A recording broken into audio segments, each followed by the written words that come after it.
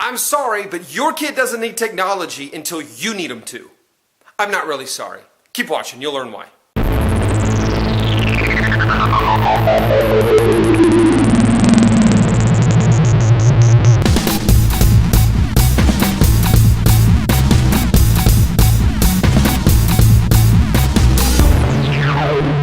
Hello, Michael Prince here. I'd like to welcome you to the first ever BecauseFamily After Dark, uncut, unedited. I don't know, we haven't decided what we're going to call it yet, but I'm here in my Branson, Missouri office, late at night, working like I usually do, and I want to address one topic and talk about it in a way that I feel most comfortable, and that is completely 100% candid and unedited, just telling you exactly what I think about it, so that hopefully it'll help some people fix some issues.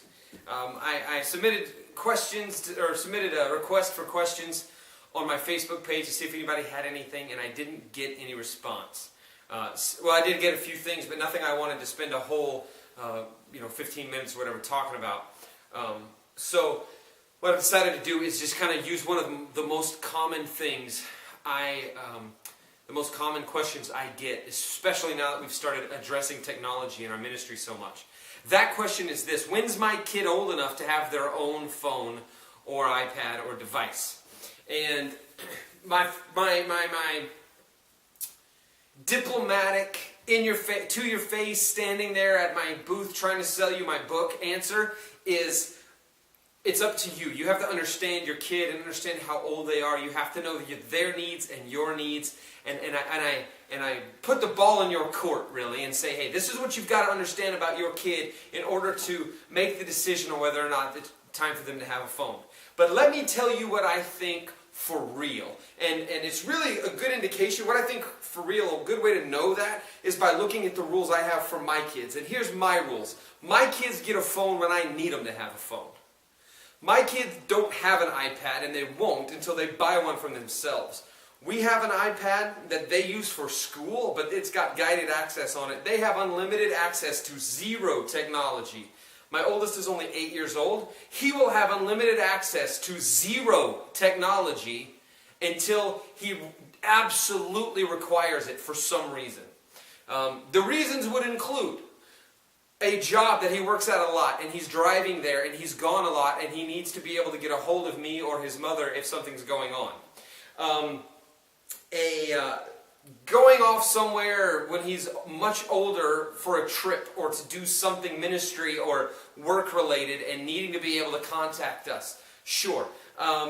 When he is a grown adult and can buy himself something, and it's his choice and not mine, then he will. Here, let me tell you one of the reasons.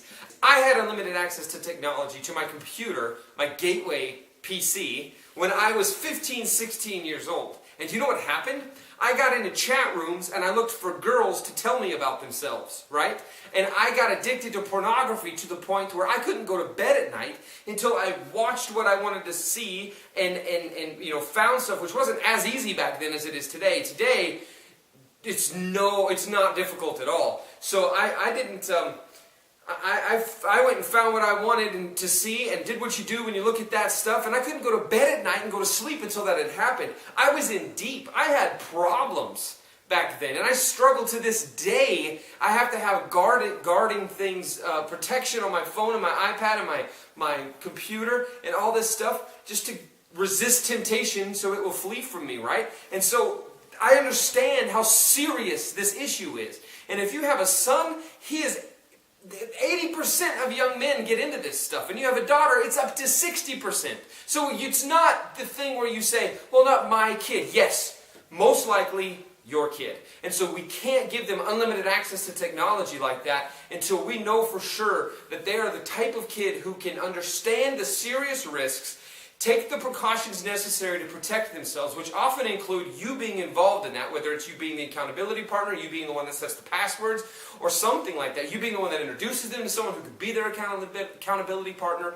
Whatever that looks like, they're not ready to have those things until they understand how serious that is. If they give you this, oh, it's not a big deal, they're not ready. The answer should be no. Absolutely no unlimited access to technology. But what about soccer, and they're in soccer and they need a ride home and they need to call me? What about if they're at a friend's house and their friends have phones? Their friends' moms have phones. Their coaches have phones. There's a phone at McDonald's. Back to remembering numbers someday. It doesn't matter one bit your excuse, but our kids' mental well-being and spiritual well-being is on the line here, and we have to make better decisions even though it's inconvenient and difficult. That's the enemy of good parenting, is convenience, is wanting things to be easier for us. When we do that, when we make decisions based on things being easier for us, we hurt our kids every single time.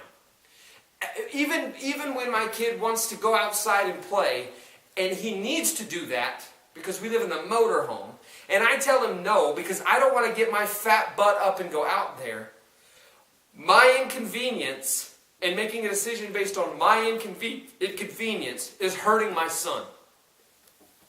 It's a bad idea. It's a bad choice. So, tonight, late at night, here I sit telling you the truth of what I think about that. If you hear me speak somewhere and I'm standing at my table and I'm trying to sell you my book, you're going to get the first answer I gave you, the nice, candid, uncandid, not candid, whatever, diplomatic, edited answer. But this is the one that I want you to wrap your mind around so that you can make good decisions. Because I'm not afraid to tell you the truth, because it's too important that your kids grow up to be who God's called them to be. And they're not going to do that if you can't make these decisions. BecauseFamily.org, kmichaelprince.com. I want to come preach to the people in your church. I want to minister to them. I want to help them understand these things so that we can change this world. The world needs changing, right? So let's change our families and change our kids so that the world will actually be impacted someday. God bless. We'll see you next time.